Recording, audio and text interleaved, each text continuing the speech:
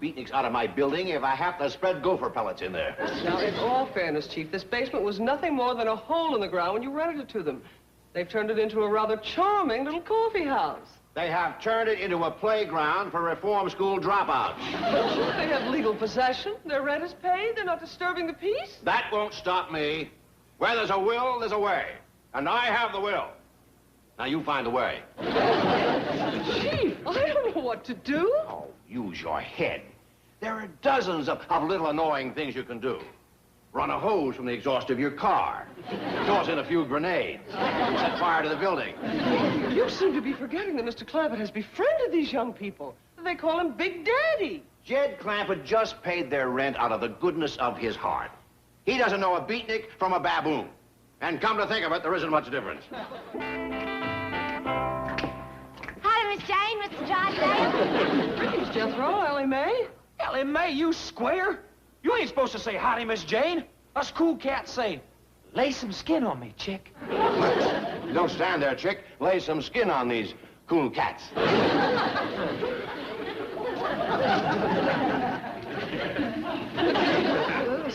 Say, that's quite a handsome beard, Jethro.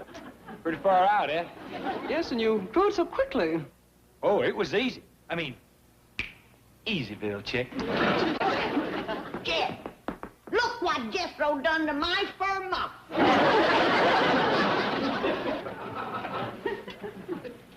Now, what do you want to do a thing like that? Don't ask me. Nothing makes any sense what he does since he took up with them nutnicks. Granny, I think they is called beatniks. Beatniks, nutnicks, they all act like they was behind the door when the brains was handed out. You didn't think so last night when we was playing music for their dancing. I thought they was dancing till the lights come back on. Then I thought they was having fits. Did look for all the world like they had an itch they couldn't scratch. Well, Jed, what are you going to do about my Sunday go-to-meeting skunk-dyed muskrat muff? I'll go have a talk with Jethro. He ain't here. And if he was here, you can't talk to him. Nothing he says makes any sense. Lay a pizza on me, granny chick. What does that mean? I don't know. But if he says it again, I'm gonna lay something on him, and it ain't gonna be no pizza. And Ellie Mae's pretty near as bad. They's both down to that coffee shop right now, getting into who knows what kind of mischief. Well, Granny, if it'll ease your mind, why don't you go down there and see for yourself what's going on? I can't. The youngun's bugged out with the wheels. In the truck. Doggone it, now they got me talking that nonsense. Granny, I'll call you one of them taxis. Oh, Jed, that costs a lot of money. Don't flip, chick. I got pretty near 50 million gumballs. Hey, Shell, Squirrel wants you to eyeball her sculptor a Clyde. Come on, chick.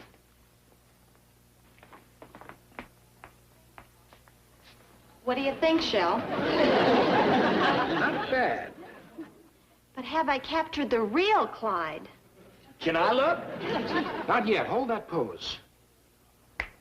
I see your problem, Squirrel. This is the outer Clyde, but you have missed the inner Clyde. What do you think, chick? Well, I think it looks like a great big mud chitlin. Can I move now? Or split or something? Sure, Clyde. I'm gonna start over from, like, scratch. Come on, let's tap the boiler for a cup of joe. Yeah. Crazy. Cool. Look at that. How about that, Ellie? That there is a statue of me. Well, I think it looks like a great big mud chitlin. You're just jealous because you can't do nothing. I can do better than that. I'd like to see you try. Okay. Ouch!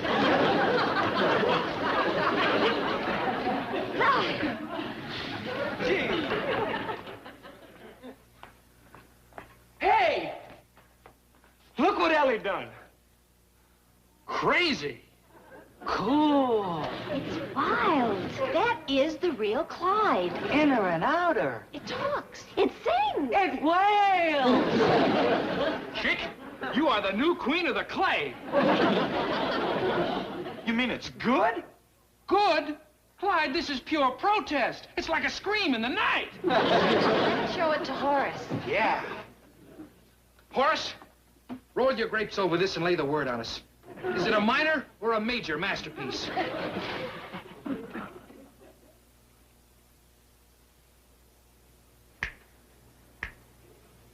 It's a major! Do me next. Oh, hey, Granny Chick. Make that old square Ellie split back to the pad. I don't want to hear no more of that goofy talk. Now you get home. You just blew my gig. Now I ain't beat. You ain't home yet.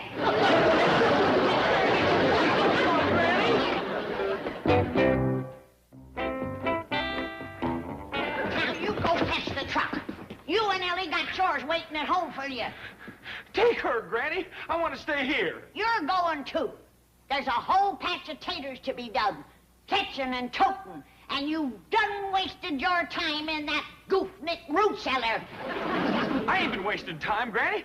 I've been going to cool school. What kind of a fool school is cool school? It's real groovy, Granny. Well, already today I learned that I'm one of the angry young men. How about that? What you angry about? Well, let's see. Oh, we got questions to ask about life. Like, who am I and where'd I come from and where am I going? Them is angry young man questions. Well, now you're gonna get some angry old woman answers. You are Jethro Bodine. You just come out of there. And you're going home to do your chores. Now you go fetch the truck while I get it. Granny, I want to be a cool cat. You'll be a cool cat with warm britches if you don't do as I say.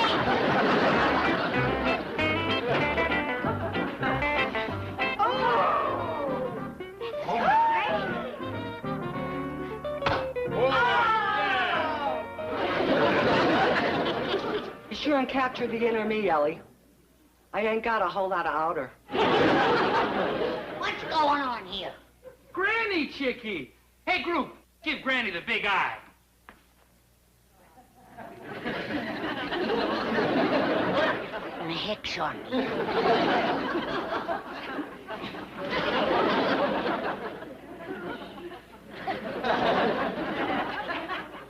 Granny digs. She is one of us.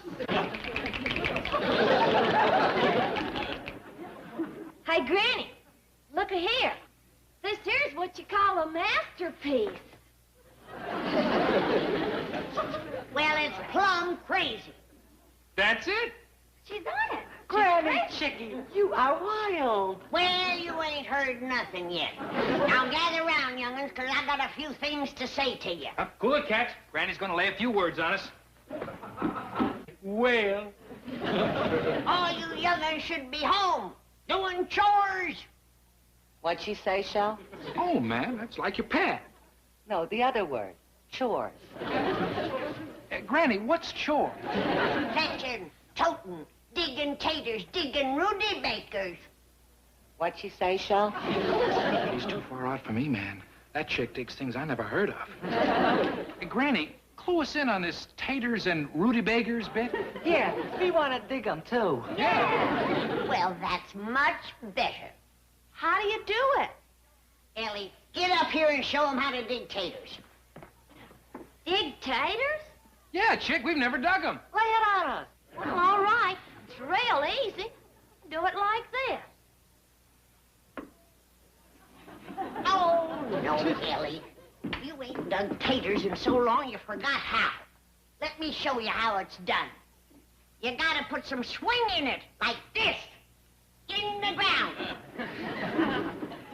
Shake the dirt, fling it. That's what you call digging taters. You see? He's getting it. Now you're making them taters fly.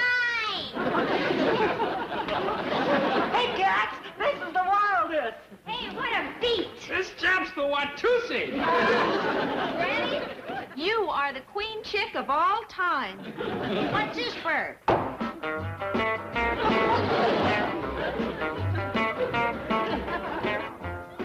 Here.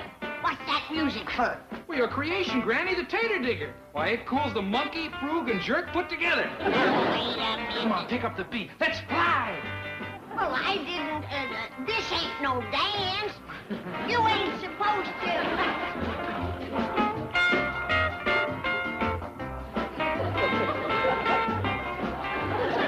Feels pretty good, don't it?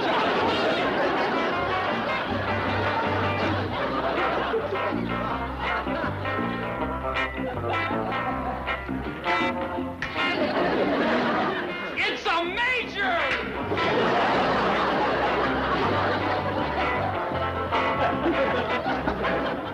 Mr. Clampett, I'm going to come right to the point. Take the bull by the horns. You know those beatniks whose rent you paid? Yeah. I kind of like, huh? Me too. Like another try at the bull? Yes, Mr. Clampett, I'm with you. But a lot of people have been criticizing me for renting that basement to those beatniks. How come? Well, of course, some of them do look like hobos with those whiskers. Oh, I don't hardly think having a few whiskers makes a fella a hobo. Oh, you're right. You're right. On you, they look like a million. Many millions.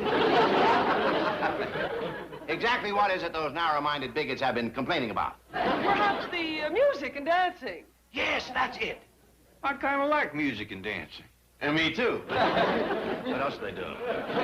Well, Chief, almost everything they do is dictated by their basic philosophy, which is a protest against our materialistic way of life. What does that mean? Well, in brief, they scorn money. Good heavens, they're dangerous fanatics. So you see, Mr. Clampett, that explains why people are so against them. Not me. I can think of a whole heap of things that's more important than money. Me too. I'll bet that hurts. Well, Mr. Drysdale, I wouldn't worry too much about them complaints by them, what was he call them? Narrow-minded bigots. Yeah, you know, young folks has got to kick up the heels a little, wear funny clothes, dance funny. It don't hurt them none. You're absolutely right. I didn't even want to bother you with it, but Miss Hathaway thought I should. Thanks, Chief. Well, I got to admire her for that. Person has got to do what they think is right. To thine own self be true. So that half that good.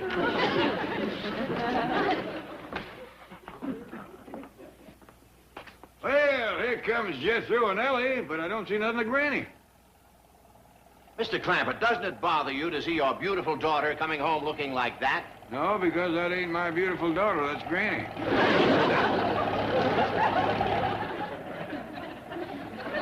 Granny! What's the gig, anchor man? Lay some skin on me. Greetings, chick and Big Daddy. Ain't she too much? Where's Ellie? Sculpting, man. Sculpting. She's like mashing out masterpieces. What got into you? Don't be a square bear, Big Daddy. Fall into some cool threads, and I'll clue you in on the tater digger. What in tarnation's a tater digger? Tell 'em, Clyde. That's a new dance Granny made up. I got these medals for it. Well, I'm splitting out to the kitchen. I promised them other cats that I'd lay some pizza on them. Eyeball you later. Ain't she the swinging Ed? Mr. Drysdale, you know them beatniks we was talking about? Yes. Let's talk some more.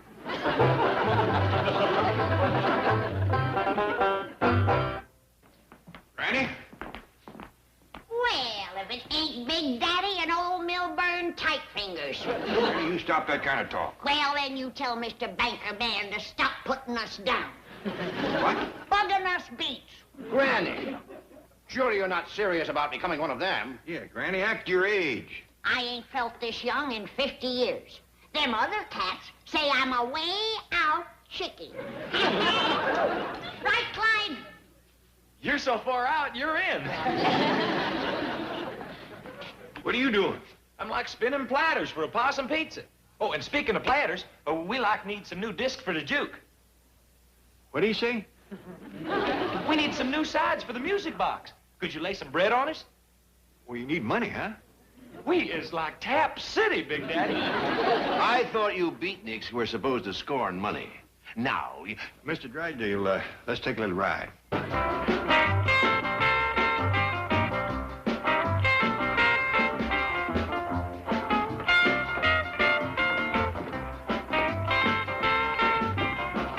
Big Daddy! Hey, howdy, Mr. Epps, Miss Squirrel. How about this wild gig Granny Chick laid on us? It's wild. Come on, Big Daddy, swing in and I'll show you how to dig taters. I was digging potatoes before you was born. Ooh. Easy. Come on, dig. Not right now. I'd like to have a few words with Mr. Epps here. Lay 'em on me. Well, can we go outside? I'd like to lay them on you where you can hear them. Daddy, your slightest wish is my creel.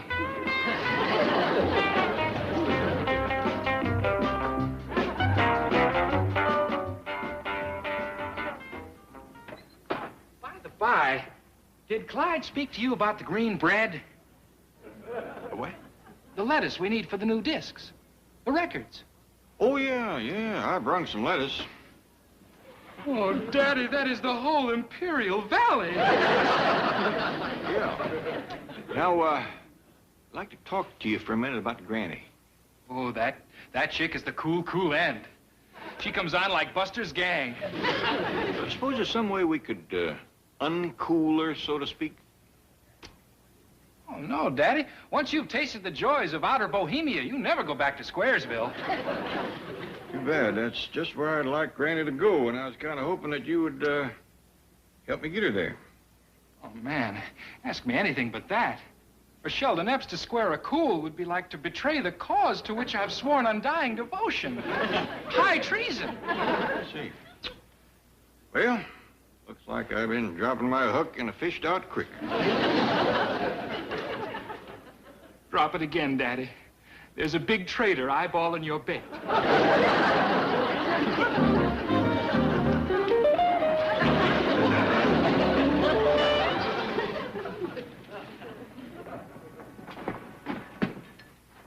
Kind of quiet in there. Maybe they's flaked out from doing the tater digger. Well, my possum pizzas will bring them around. And if they don't, my turnip tacos will.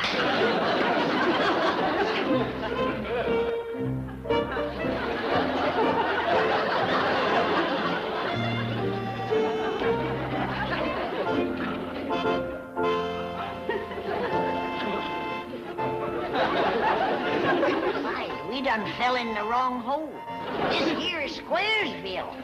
It's Cube City. How do you do, Granny? Jethro? Shelly, baby, what gives? You done blew your cool. I beg your pardon? You shaved off your beard. Yes, the management frowns on hirsute adornment, Mr. Bodine. My name is Clyde. Yes. One moment, I'll see if I can get you a table. Mr. Burgess?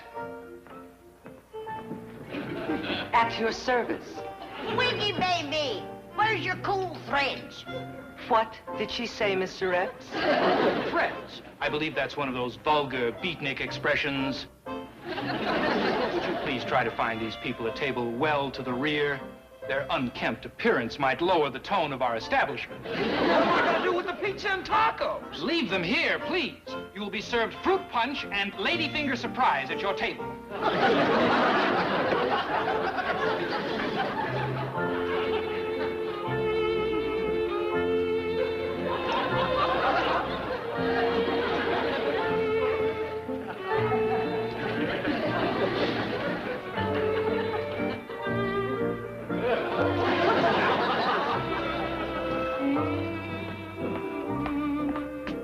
Oh, howdy, Granny. Jethro. Ellie Mae is back yonder sculpting up a storm. Look at this pussycat she done. I don't dig it. Me neither. It's too square. I believe I'll ask Horace what he thinks of it. Excuse me, Horace, but, would you give us your opinion of this here sculpture?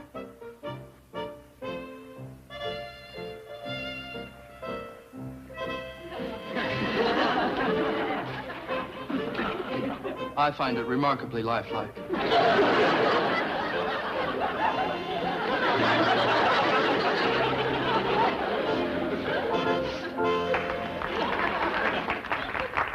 Attention, everybody.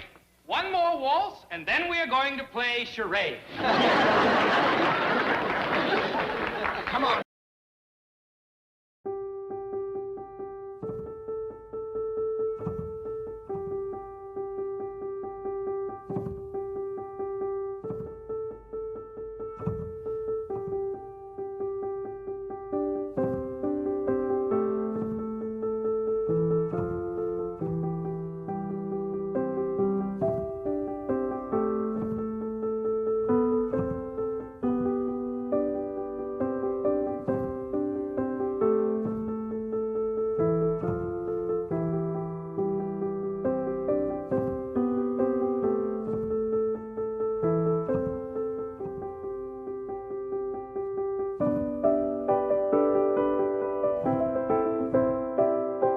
Sharpening as you are, Jed. Well, I've been at it for quite a spell.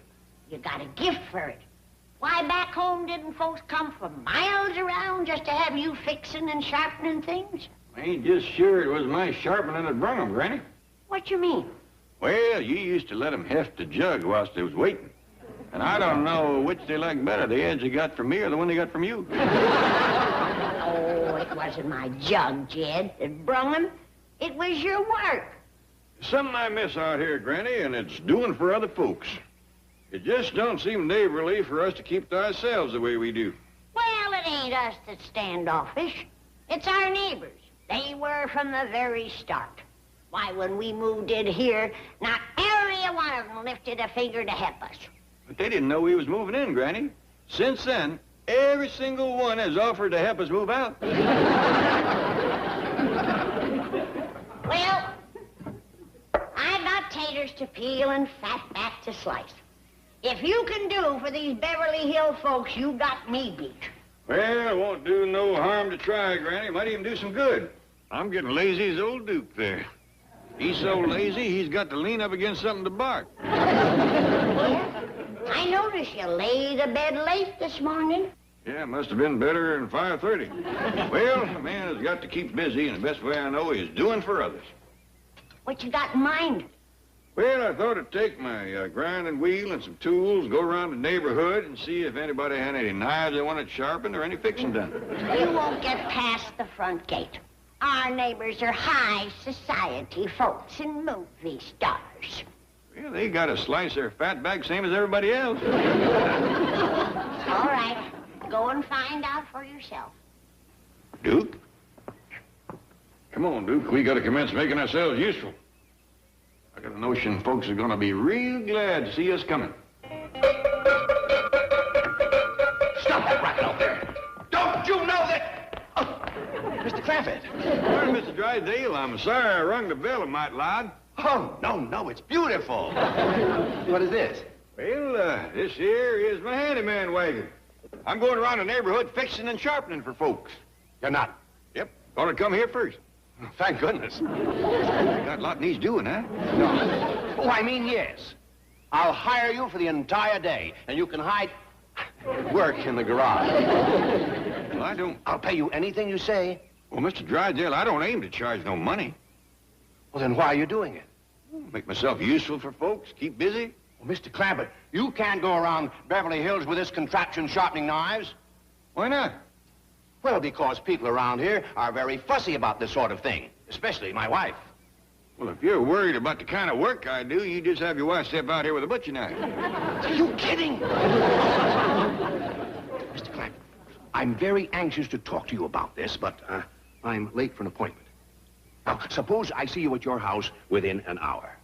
All right, that'll give Duke and me time to call on 4 or 5 neighbors. No, please! Oh, I just remembered I have a broken chair. You can take it home with you and work on it while you're waiting. Well, if it ain't broke too bad, I can fix it right here. Just a moment.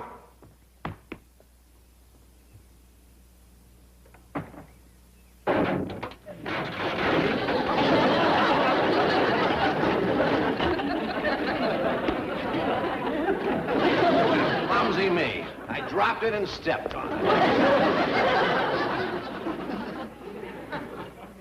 I'm afraid that's a take-home job. Good. I'll see you there. Come on, Duke. Well, let's see that, Duke. What kind of varmints did you catch? That's fur slippers. Oh, my wife's been looking for those. They're her new mules. Thanks, Duke. See you later, Mr. Clampett. Well, Duke, that tears it. I know these Beverly Hills folks had sweaters for the cats, raincoats for the dogs, but slippers for mules.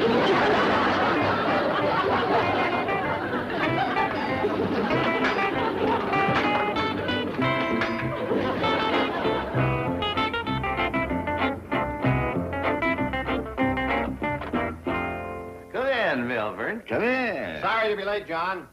Just as I was leaving home, Jed Clampett dropped by. Oh, he's unhappy with your bank again? No, he isn't, so stop drooling. As a matter of fact, he dropped by to see if he could do anything for me. That's what good friends and neighbors we are. Yeah, well, you gotta keep him that way, because if I get another crack at that account... Why don't you fly the skull and crossbones over this bank, you pirate? Calm down, Milburn. You leave the Clampetts alone. Now, you call somebody in here to act as witness. We've got these loan papers to sign. Send that new girl in, will you? Oh, sit down, Milburn. Relax. Here, let me take your hand. Nothing doing. It might fit you. You are a nervous man, Milburn. You better take up a hobby. Here, let me show you what mine is. That's fine for you, but I happen to be married. Oh, not the girl. I'm talking about the ship and the bottle there. That took me 3 years to build it. Wonderful therapy. Never mind that. Let's get these papers signed. Miss Graham. Miss Graham, this unpleasant gentleman here is Mr. Drysdale of the Commerce Bank. Hi. Hello. I'm sorry I was a bit gruff, but I'm a very busy man. I have a lot of problems on my mind. Oh. Now, we have some loan papers here that need your sweater. Sing it.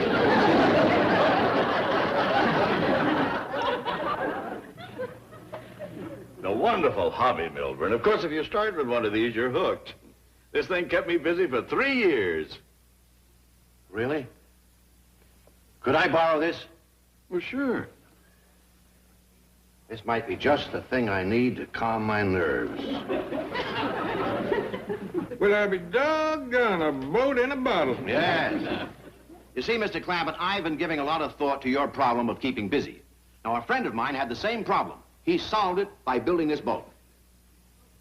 How'd he get it in there? He built it in there. It took him 3 years. He could have built it a lot quicker outside the bottle. Yes. He wanted to build it in there. Why? It's his hobby. How's he gonna get it out? He doesn't want to get it out. How's he gonna sail it? He won't. It's just to look at. Be easier to look at outside the bottle, wouldn't it? Yes, but Seems to me he wasted a boat and a bottle. think of all the absorbing hours he spent. Yeah, he wasted them too. Well, he didn't consider it wasted. He wanted to do it. Why? It's his hobby. Howdy, Mr. Drysdale. Jed's got your chair fixed as good as new. Yeah, it's out back, ready to go. Well, I'll be doggone. A boat in a bottle. One of Mr. Drysdale's friends built that. How'd he get it in there? He built it in there. Took him 3 years to do it. It's gonna take him another 3 to get it out. You don't want to get it out. Why not? He can't sail it in there. You don't want to sail it. Why did he build it? It's his hobby. What's a hobby? I don't believe you explained that, Mr. Drysdale. Well, it's something, it's a way of, like, I think I'll get my chair and take it home. Well, don't forget your boat. Oh, I'll come back for that. Now, you study it. You may want to build one. Oh, Mr. Drysdale, Jed tells me that your wife got some new mules. I'd like to see them. Where does she keep them? In the bedroom, I suppose. Jed, do you ever get the feeling that we're living in the middle of a bunch of nuts? I do for a fact. Now, bring the rest of that hobby stuff. Well, what about the travel folders? That South Seas cruise might appeal to him. Only as a last resort. I'd hate to take a chance on his money winding up in the Tahiti savings and loan. Oh, howdy, Mr. Drysdale. Yes, sir? I have got some good news for you. I can use some. Hey, you know that boat that was in the bottle? What do you mean, was? Well, I got it out for you. You didn't? Well, yes, sir. It was easy. All I did was knock the bottom out of the bottle. How come nobody else thought of that? Jethro, it took Mr. Cushing 3 years to build that ship through the neck of that bottle. Well, he can do the next one a heap quicker. It's got an opening this big now. Greetings, Jethro. Oh, howdy, Miss Jane. You want to come out to the cement pond and help me dive for something? I'm afraid I can't just now. What are you diving for? Oh, a little boat about, so big. You know something, Mr. Drysdale? That rascal don't float worth shucks. But don't you worry. I'll get it back. If it ain't going down the drain. Chief, do you feel all right? I never felt worse in my life. Howdy, folks. Oh, Mr. Clampett. I'm just fixing to start out with my handyman wagon again. Oh, wait, we want to talk to you about taking up a hobby. Well, Mr. Drysdale, if it's building boats and bottles, it don't just grab a hold of me. Jethro seemed right took with it, though. You can talk to him. I did. Mr. Clampett, there are many fascinating hobbies. No matter of your means can afford any one of them. Now, step over here and let us show you these priceless collections of philately and numismatology. Oh, stop waving your college degree. Mr. Clampett, how would you like collecting stamps? Well, to tell you the truth, we don't write just a whole heap of letters. Take over. Well, of course, these are not just ordinary stamps. These are very rare, very valuable collector's items. Now, for example, here's one from Hawaii. The price on it is almost $50,000. Would you like to own that? No, ma'am. Why not? Well, I don't know nobody in Hawaii, and if I did, I wouldn't write to them at that price. Mr. Clampett, these stamps are not to put on letters. What are they for? Well, they're just to look at. Like that boat in the bottle? Let's take a crack at numismatology. Or, as some lexicographers would prefer, numismatics. Now, give me that. Now, Mr. Clampett, here's a hobby that's worth anybody's time. Collecting money. Drysdale, if there's one thing I don't need, it's more money. Now, if you'll excuse me, I'd like to get started being useful to folks. Now, wait. Just take a look at these coins. This collection belongs to a friend of mine. You see that dime? Yeah. He paid $12,000 for that. He got slicker. The dime's only worth 10 cents. Not this one. This was minted in San Francisco in 1894. You mean if he put that dime in one of them candy machines, he'd get out $12,000 worth of candy? No, he'd only get 10 cents worth. You better help your friend, Mr. Drysdale. He needs you. And I hope he ain't toting that dime when he gets a sweet tooth. Because no matter what comes out of the machine, he ain't going to enjoy it. What about the coins and stamps? Later. Mr. Clampett, I just remembered. I've got a lot more things at home that need mending. Will you go there first? You bet I will. Get him. We've got to beat him to my house and start breaking things. Uncle Jed? I got the boat without even diving for it. Looks like the one that was inside that bottle. Yes, sir. I got it out. You reckon Mr. Cushing will give me a reward? This belong to Mr. Cushing? Oh, yes, sir. Fetch your truck, boy. We got to go see him. Well, you reckon Mr. Cushing will give me a reward? I'm the only one that figured out how to get it out of the bottle. How'd you do it? I just whacked the bottom off it. Fetch your truck, boy, and hope he don't do the same to you.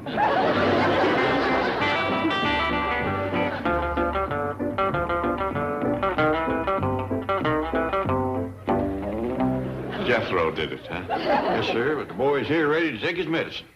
No, I'm delighted. I've been trying to figure out for years how to just knock the bottom off of this thing. Oh, yes, sir. See, you got another one over yonder. I can show you how I done it. No. You let me do that one. Well, I'm pleased that you ain't upset, Mr. Cushing. Now, if you got any sharpening or fixing to do, just let me know where you live, and I'll come around with my handyman wagon.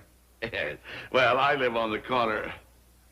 You'll come around with what? My handyman wagon. I got a few tools on it, my grinding wheel, whetstone. Ain't nobody can lay an edge to a blade like my Uncle Jed. Anything from a plow to a pocket knife. A multi-millionaire going around sharpening knives? Well, that ain't all I do. I'm handy at fixing and building, painting, water witching, well digging, bee smoking. Mr. Clampett, a man with your money? Well, you should be on the golf course or yachting or traveling or enjoying a hobby. Now you're talking like Mr. Drysdale. You fellas got your banking work to do. I ain't got no job to make me feel useful or busy. Yes, well, would you like a job in my bank? Being a handyman? No, something important. Say, vice president. Well, thank you, but I'm afraid I don't know too much except fixing and farming. Well, that's what you can be vice president of, is fixing and farming. At a bank? I thought you fellas just mostly loaned out money. Yes, well, that's right, yes. You can loan money for fixing and farming. You need somebody like that? Mr. Clampett, would you believe it? I don't have one single man looking out for the farmers in Beverly Hills. I'll do it. Wonderful, wonderful. Jethro, come over here and congratulate your Uncle Jed. He's my new vice president. Excuse my left hand, Uncle Jed.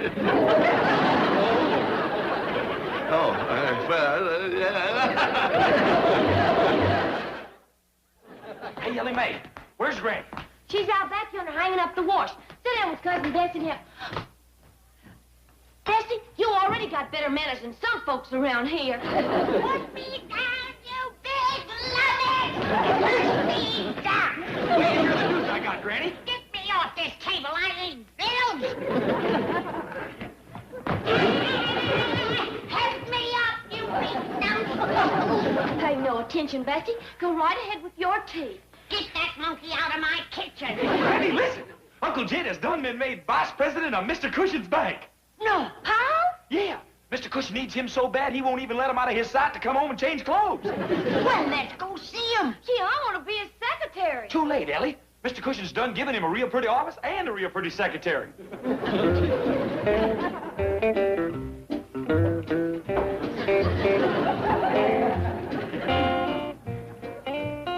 Is there anything I can do for you, Mr. Clampett? Oh, no, thank you.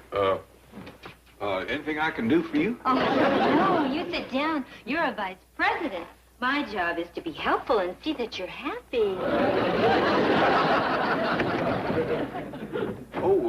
Mr. Cushion. Well, how's everything in my new farm loan department? Well, I ain't loaned no money to no farmers yet. Oh, well, that will take time. They don't know you're here. I better get out and go around and see them. Oh, no. You stay here and get acquainted with our fine organization and personnel.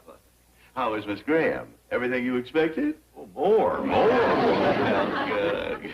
Well, her instructions are to make you stay here at the Merchant's Bank. That is to make your stay here at the Merchant's Bank as pleasant and as rewarding as possible. Well, I'm right obliged to you, Mr. Cushion, for giving me this job. I just hope I can do you some good.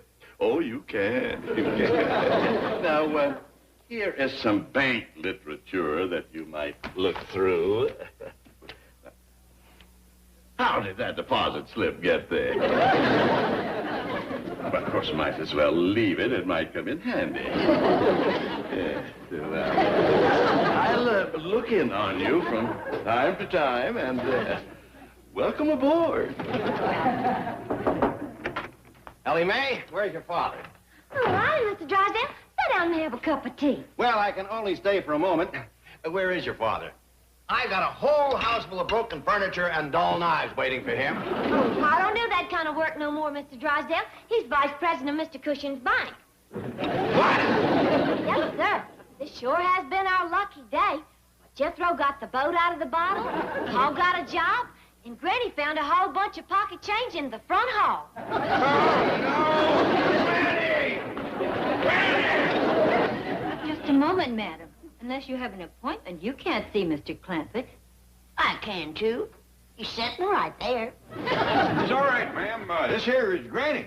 Granny, this here is my secretary, Miss Graham. Howdy, Miss Graham. Have a candy bar. Found a bunch of dimes, and I've been giving that candy machine fits. Well, how are you fixed for stamps? Found some of them, too. Mr. Clampett, what is this I hear about you working for Cushing? Yes, sir. You put me in charge of farm loan. Well, I've been planning on having you take over the farm loan department of my bank. Well, I wish you'd have said something. Mr. Cushing doesn't give me this nice office and secretary. Well, come with me and I'll do better than that. I'll give you my office and my secretary. Right, Miss Hathaway? Right, Chief. I'll do better than that. I'll give you my office and his secretary. No, you won't. Miss Graham stays here, and so does Mr. Clampett, I hope. Nothing doing. He's coming with me. He stays here. Grab him, Miss Hathaway. Throw him out, Miss Graham. Now, hold on. Hold on. I wouldn't want to be the cause of two old friends scrapping. Then don't work for that pirate. You call me that once more, and I am going to lose my... Mr. Cushing, Mr. Drysdale, I reckon there's only one way to settle this. I ain't gonna work for neither one of you. What are you going to do, Jed? Something I know how to do. Come on, Granny. Wait, Mr. Clampett. You're not going to push that grinding wheel around the neighborhood. Nope.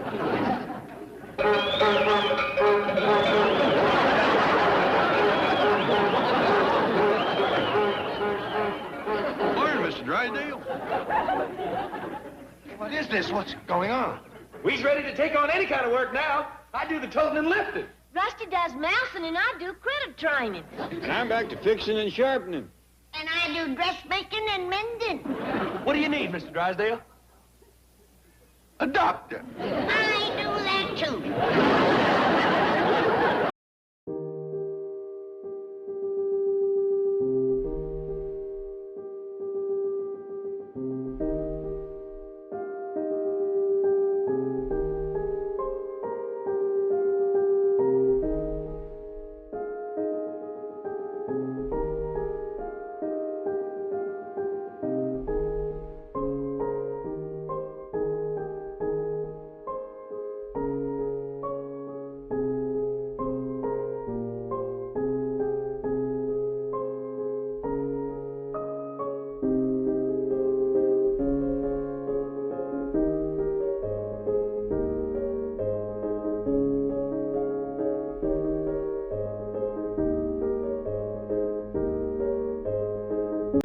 Get to do no mousing for no movie stores. None of us get to do nothing for nobody. Well, Jed, do you still think you can make friends with these Beverly Hills folks? I gotta admit, it ain't easy. Jethro, did you keep track like I done told you? Yes'm, Granny. Oh, we went to 27 places. And what happened? Tell them, Jethro. I know, Granny, I was there.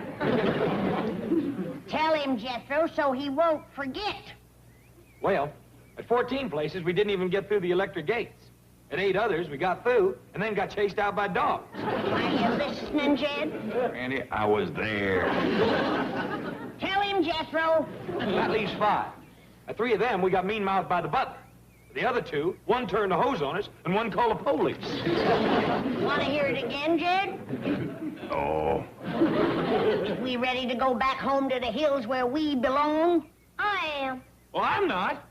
I'd be out of place back there with them country people. I've done become what you call a big city boy. Now listen, big city boy. If your Uncle Jed says we's going home, we's going home.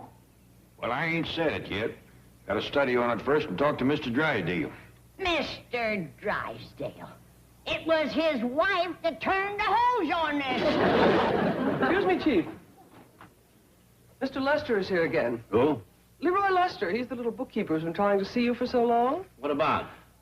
Well, it seems he's being replaced by a computer. and- All the bookkeepers are being replaced by computers.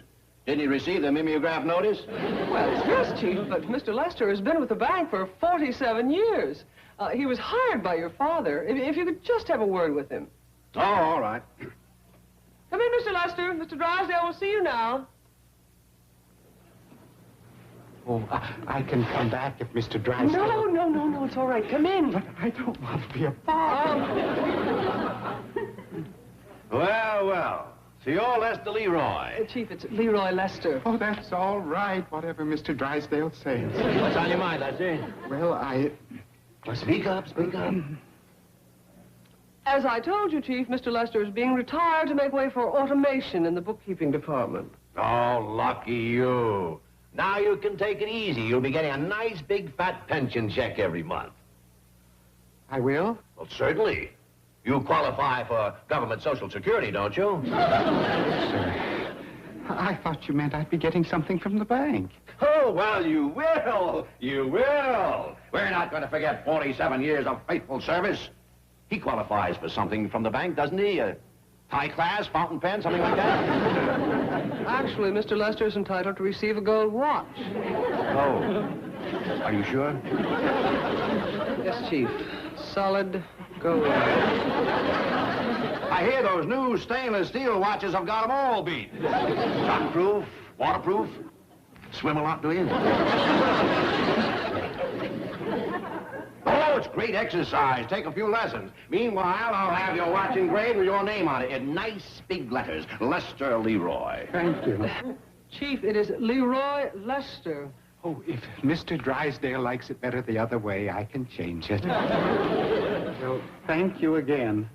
Goodbye. Mr. Lester, you haven't told Mr. Drysdale what you've been waiting all these weeks to say. But he's busy. Oh, speak up. What is it? Well, He'd like to go on working. He feels he can be of real service. I'd be willing to give up the watch, even the raise you gave me. When did I give him a raise? In 1963, when the government increased the minimum wage law. Now, surely there is something Mr. Lester can do. He's always been our finest bookkeeper, an absolute whiz at figures. Well, all right. Just call me an old sentimentalist. Lester? Yes, sir? One day a month, you can go to my house and straighten out my wife's checkbook. Thank you, sir. Thank you, Miss Hathaway. Chief, you are not serious. I certainly am. Tell him he can start today. Of course, I can't pay him what he's getting here, but he can use the pool. You are all hearts. And get him one of those stainless steel watches. Well, I guess I'm just an old softy. Huh? How many critters can I take back home with us? Oh, I'd say as many as you can fit in here comfortable without scrapping. Why don't you fetch some out and try it on for size? Yes, sir, pal. Get the truck greased, boy. Hurt nigger. I run out of possum fat. All right, I'll give you some more. Uncle Jed, I gotta talk to you. We ain't really going home to the hills, are we? Well, I kind of think we ought to give it a try. Granny's had it in her craw for a long time now. Gee whiz, Uncle Jed. Just between us men, I got me a real problem. What's that? I'm in love. Who with? Pretty near every girl I see. I reckon it can't be too serious. But there are 4 or 5 girls that I'm desperate in love with. In fact, I done asked them to marry me.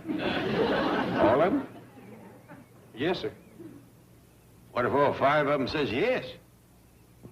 Wouldn't that be something?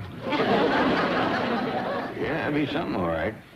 Appears to me like this might be a good time for you to get out of town.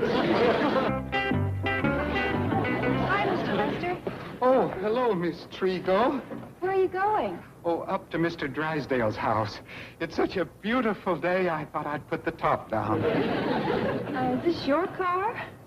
Well, not yet. I still have 3 years of payments to make to the bank. Mind if I ride to the corner with you?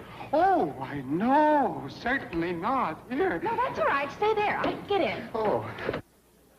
Hey, Pa, we got company. Yonder comes a car up the driveway lickety-split. Ain't that queer? You can't even hear the engine running. Put your brakes on, little fella!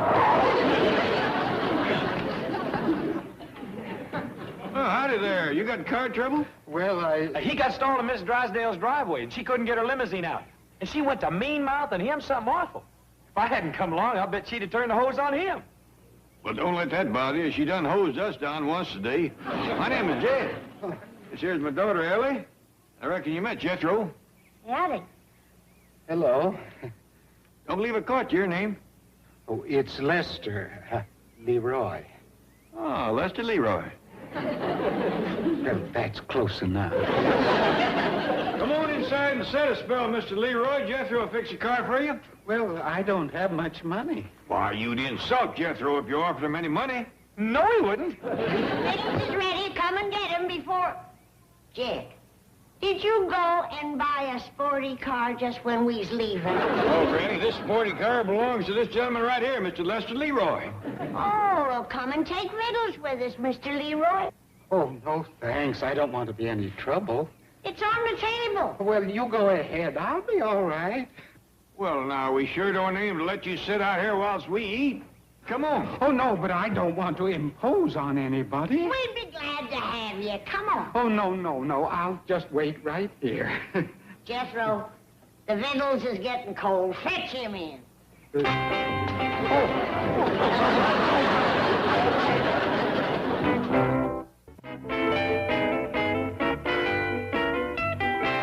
You rang, Chief? I sure did.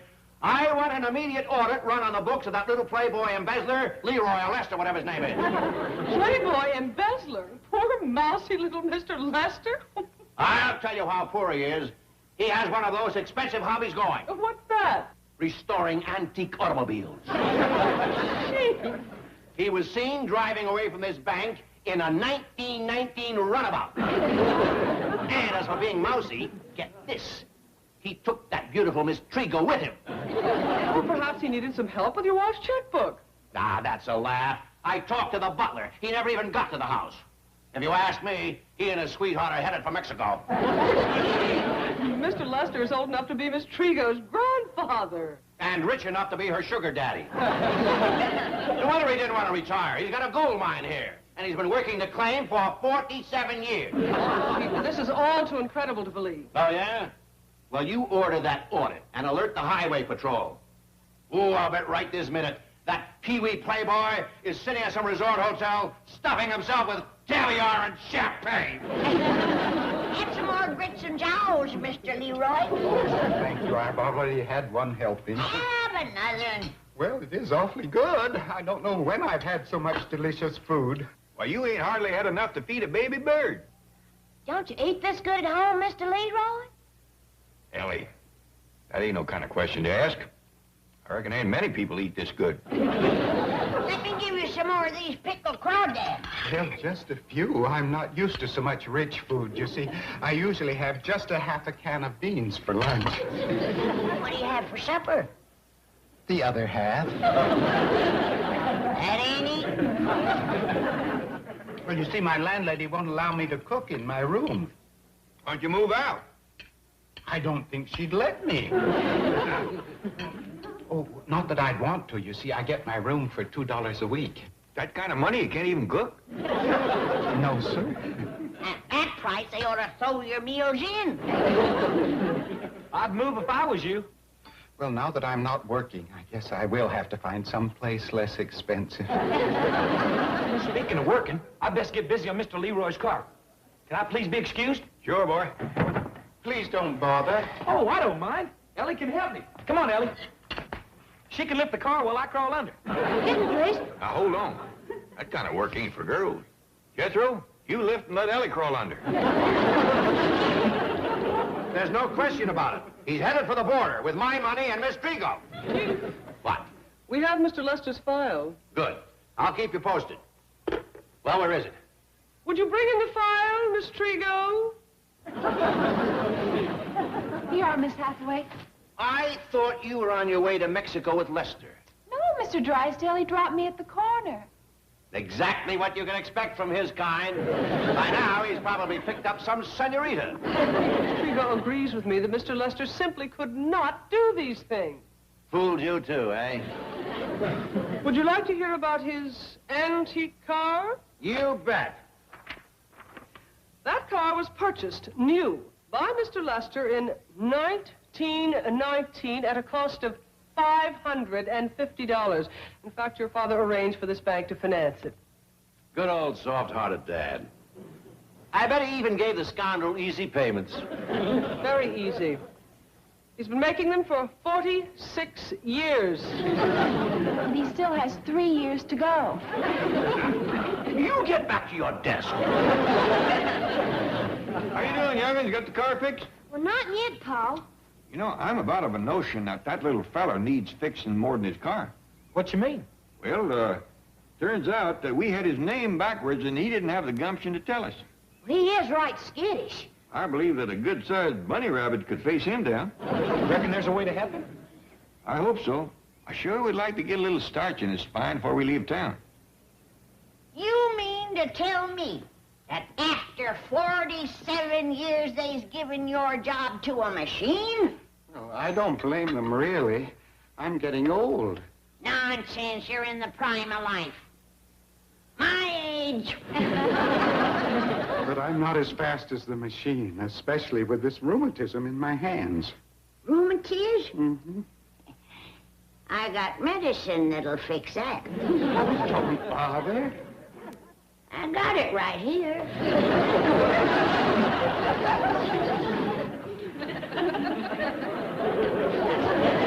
What's that for? I'd like to help with the dishes. I'll fetch Ellie for that. Here. You swallow this. It's good for what ails you.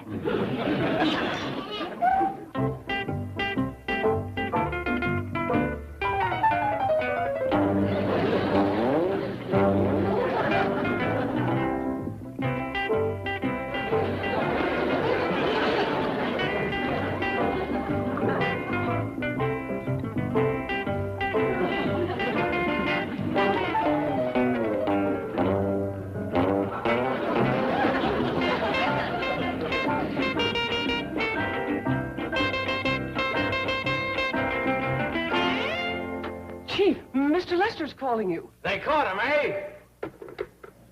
Hello? Mr. Drysdale, Yes? I have a message for you. Well, let's have it.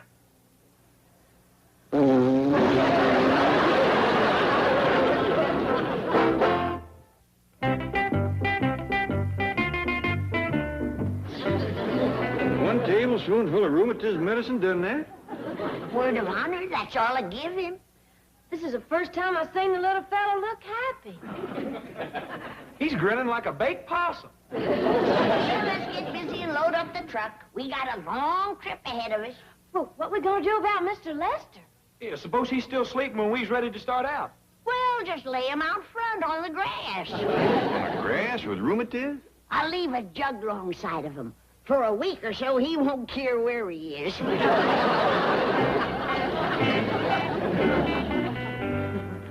Hand them to me faster, Jed. The quicker we get packed, the quicker we'll get on the road. You know, Granny, I've been thinking. By the time we get this stuff loaded, it'll be sundown. So? So? That truck ain't the best thing in the world to be driving after dark with no lights and all. Well, we'll do what we done on our way out here. Have Ellie run ahead of the truck waving a lantern. Yeah, but the trouble with that was we couldn't keep up with her. Well, then have Ellie run slower or Jethro drive faster. 'Cause I ain't aiming to stay one more night in these Beverly Hills where we ain't wanted and we ain't needed. Until today. What do you mean? Mr. Lester, I ain't never seen nobody that needs somebody worse than him. Now, Jed, he ain't our lookout. We didn't ask him to come here. We didn't have to. Jethro fetched him. Well, then have Jethro fetch him back where he found him. For Miss Drysdale and mean mouth and turn the hose on? Now, Jed, you stop right where you are. I know what you're up to. You're wanting me to feel sorry for that little feller, so's I'll give up the idea of going home and stay here and help him. That's right. Is it working? Yeah, doggone it, it is.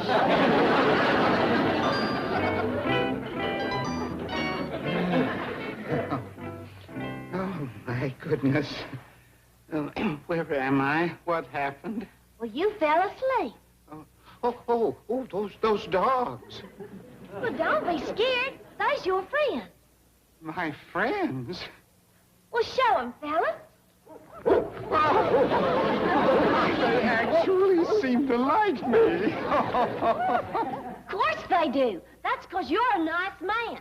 Dogs can tell. Oh, my goodness.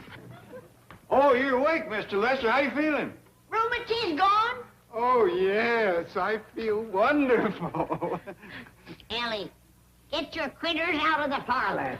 Well, Hiram ain't mine no more. He belongs to Mr. Lester now. Oh, no, really. My landlady won't allow me to have a dog. I will, too. What? What Granny means is that she'd like to be your landlady for a spell. Me? Stay here? Be mighty proud to have you.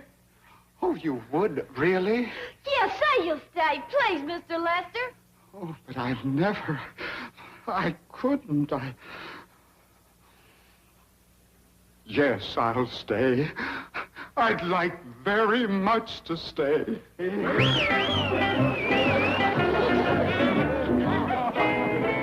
the audit of Mr. Lester's books. It has just come off the computer. How much did the little crook get away with? His books balance to the penny. Not one mistake in 47 years.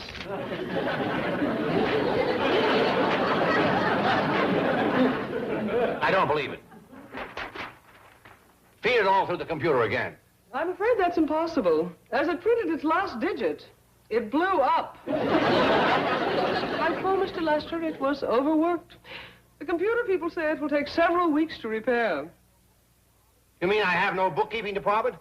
That's about the size of it. Well, we've got to locate Lester. He's the only one that can handle the workload. It so happens he's waiting to see you now. Oh, bring him in, bring him in. Come in, Mr. Lester.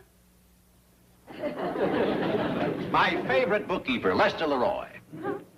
Mr. Drysdale, my name is Leroy Lester. Of course, of course. Now get down to your desk and get to work. But I don't... Now, I'm willing to forget everything that happened. You get your old job back with no cut in salary. And I'll even refinance that car again. Make those payments easier. Mr. Drysdale, I'm taking an extended leave of absence. You see, I haven't had a vacation in 47 years. But you can't afford one. Oh, yes, I can. I'm staying with friends. You haven't got any. Where are you, Leroy? In here, Jed. Oh, hi to Mr. Drysdale, Miss Jane. Leroy, come on. Ellie Mae's waiting to give you a swimming lesson. After that, you and me's going hunting. You two are friends? You betcha we are. Come on, Leroy. Oh, wait, Mr. Clampett. I need Leroy. He's my favorite bookkeeper. My only bookkeeper. Oh, yeah, Miss Jane was telling me about your cipher machine blowing up. Well, we took care of that. Come on in, boy. Jethro. Boy, show Mr. Drysdale how you can cipher. 2 and 2 is 4. 4 and 4 is 8. 8 and 8 is, 16. Thank you. There, you see? Come on, Leroy. 16 and 16 is,